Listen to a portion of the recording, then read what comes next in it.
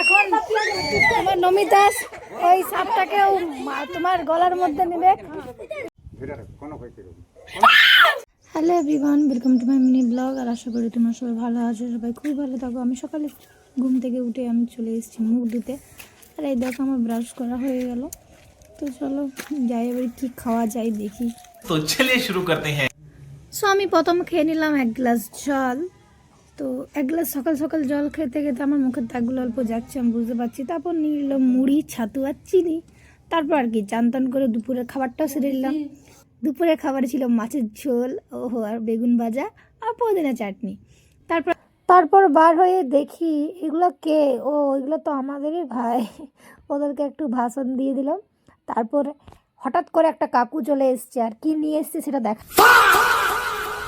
তারপর দেখি সাপ দেখাচ্ছে খুলে পর, আর আমাদের অনেক ভয় লাগছিল। তো জয় মা মনসা। তারপর আরো দেখো আমরা কত কিছু করলাম, দেখো দেখতে থাকো ভিডিওটা।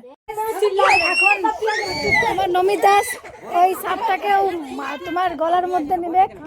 তো চলো আরেকবার কর ছু। বাহ, সাহস আছে। কি জোরে কি নমিয়া কি জোরে নাকি না নমিয়া কি নমিয়া কি জোরে গলাটা তুই লে না, আমি ডরাই নাই কামি নাকি।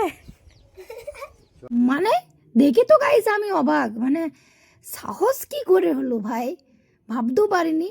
তো চলো আর কে কে নিল সেটাই দেখায়। তারপর দেখো মৌসুমি গলাটাতে নিয়ে নিয়েছে আর একটুকু চেঁচাচ্ছে না। আমি তো অবাক, মানে কি বলবো আর। ওহো হো হো, আমি ট্রাই করছি। হাত তালি গলাটা লে না।